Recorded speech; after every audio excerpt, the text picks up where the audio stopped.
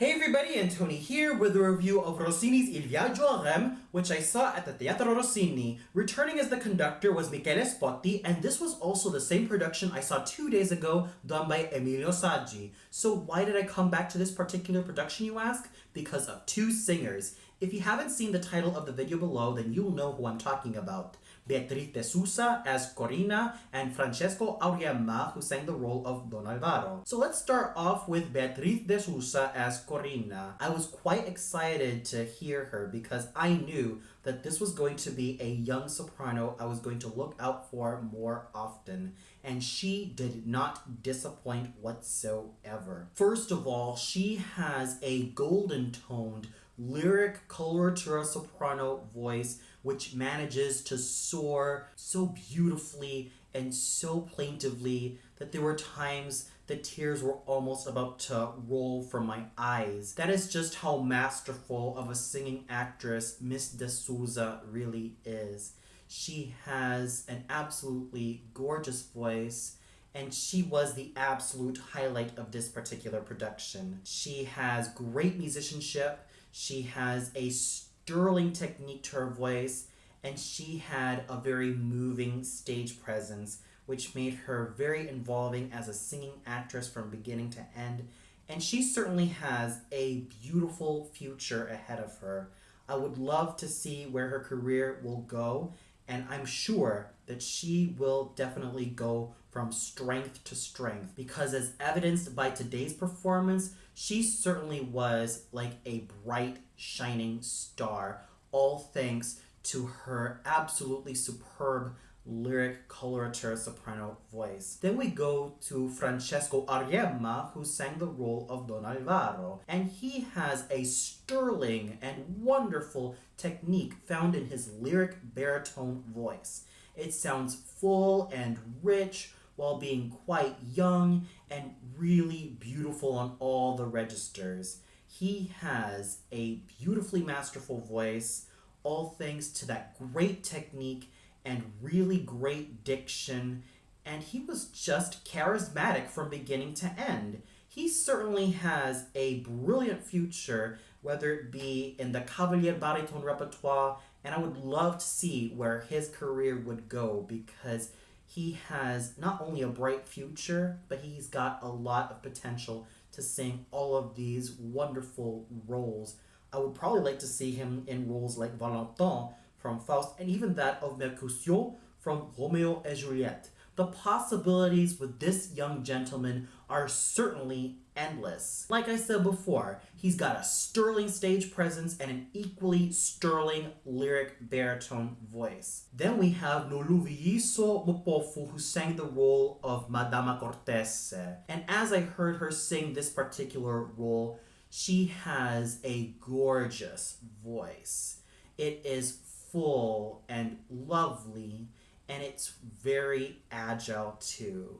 She managed to sing all of her lines with a pristine technique, and she just has great musicianship and an equally charismatic and beautiful stage presence. There is a wonderful future for this fine lyric soprano in roles like Mimi from La Bohème, Verdi's Louisa Miller, Offenbach's Antonia from Le Comte of Man, and maybe even the likes of Magda from La Rondine, and maybe even Charpentier's Louise, and let's not forget about Marguerite from Faust, and even that of Gounod's Mireille. There is certainly a great amount of possibilities for this young lyric soprano with great coloratura soprano tendencies, as she was able to sing all of her notes with a silvery and pure voice and an equally charmingly beautiful stage presence. She was able to sing her role so well that I was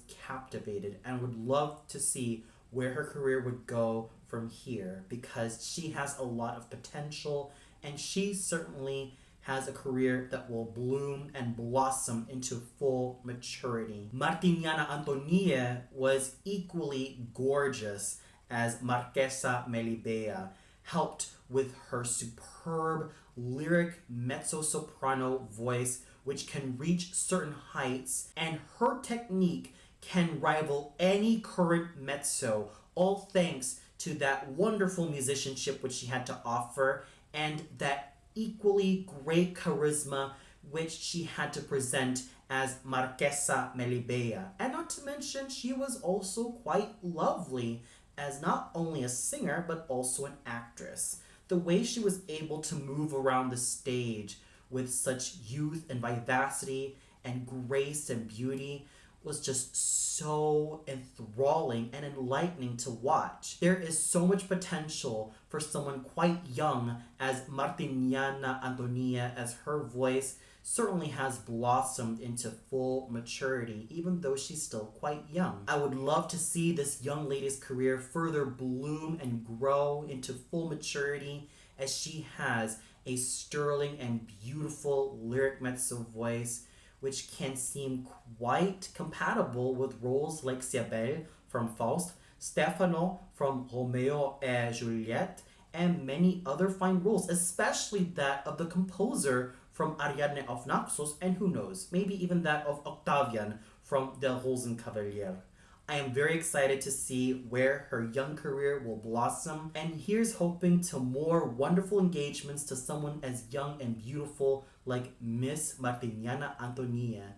Then we go to Giorgia Pacci's sweetly sung Contessa di Folleville. And what I really like about her voice is that it has that nice light lyrical sweetness and also that fine agility. Sure, it does sound a little bit on the smallish side, but how Miss Pacci was able to produce such agile tones really shows that she's got a great amount of potential. I'm sure that she's still quite young, and I'm sure that her career will blossom further into great maturity. And I'm also sure that her voice will develop along with her career. And she managed to sing everything well. She had a fine technique, and she certainly has a lot of potential found in that light soprano voice, which just spells great potential and an equally great future. Then we have Oscar Ore, who sang the role of Cavalier Belfiore, and he was extremely charismatic in that role. He was charming,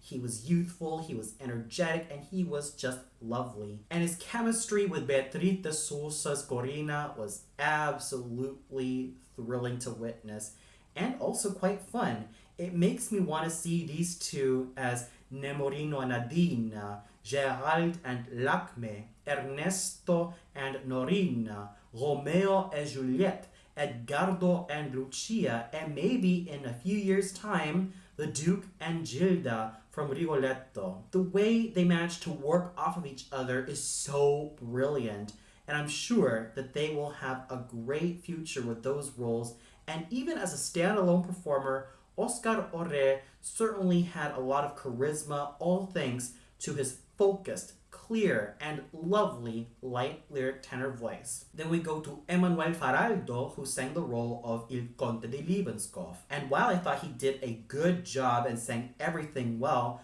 there was something kind of missing in his voice. There were times it sounded a little bit frigid in some areas, and I really would have wanted to have a lot more pizzazz, warmth, enthusiasm, and vivacity in his voice. I would have loved to hear voices similar to that of Nicolai Gueda, Alfredo Kraus, Luciano Pavarotti, and even Roberto Alagna, Marcelo Alvarez, and Gregory Kunde much earlier in their careers. But even though there was a little bit of frigidness in his voice, I still have to give Mr. Faraldo a lot of credit where credit is due. He was a meticulous singer with a fine lyric tenor voice and an equally great future and lots of potential to even do so many wonderful things with that fine tenor voice. His voice certainly has a lot of potential to grow, and I wish him all the best his career as a fine lyric tenor has to offer. Michael Bort was, as always,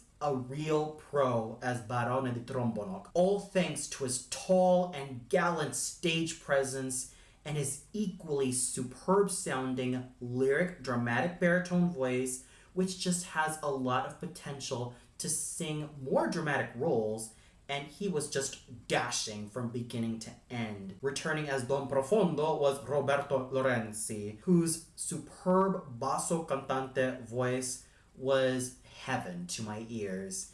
He managed to sing his part really well, as always, and he was a lot more charismatic and enthusiastic in this particular performance. He was able to be much livelier in his solo aria, and he just had a lot of fun as Don Profondo. And here's hoping that he'll also sing roles like Enrico from Ana Bolena, Mephistopheles from Faust, La Damnation de Faust, and even that of Mephistopheles, and a lot of these other great basso cantante roles. He certainly has a bright future ahead of him, and I would love to see his career grow, blossom, and expand so beautifully, because this gentleman certainly has a lot of potential to sing all of these great basso cantante parts, and he seems to have great musicianship from beginning to end. Then we also have Daniele Antonangeli sing the role of Don Prudencio, and what more can you expect from this wonderful gentleman? His basso cantante voice was so addicting to listen to. It has that fullness and richness which I love so much, but at the same time, it's got that charisma that is so inviting. And he was, as always, a charismatic and fine singing actor. Eitzim Husseinov was solid as Lord Sydney, all thanks to that youthful basso cantante voice and that equally dashing stage presence. And he certainly has a lot of potential to also grow and blossom in his career. We also had such fabulous singing from Alastair Kent's gorgeously sung Don Luigino, Rusil Gatin's equally gorgeous and wonderfully sung Teferino and Gelsomino, Francesca Tassinari's lyrical Delia, Marigona Carcezzi's charismatic and lovely Modestina, Valeria Girardelli's superb and luscious Maddalena, and Alexander Utkin's handsome Antonio. So, as to be expected, the singing was outstanding, especially when you have two superb young singers in the forms of Beatriz de Sousa and Francesco Auriemma, who gave superb vocal performances as Corina and Don Alvaro respectively. And as always, Michele Spotti was an absolutely fabulous conductor. He made sure that the orchestra and singers did their lines superbly, and of course the orchestra of the Teatro Rossini was absolutely superb. So overall, this was definitely another fine day to watch Il Viaggio a Reims, all thanks to Beatriz de Sousa's and Francesco Auriemma's outstanding artistry. And for those of you who watched this particular production of Il Viaggio a Reims, what did you think of it? Did you feel like Beatriz de Sousa and Francesco Auriemma stole the show in the roles of Corina and Don Alvaro? Was there another singer who managed to steal their thunder? Or did you feel like there was something that just didn't really hold up? Comment below and let me know. Well, that's all for now. Be sure to tune in much later this evening where I review Nicola Alaimo's concert. And joining him are 3 young sopranos who I've never heard of before. So until then, have a great day, everybody.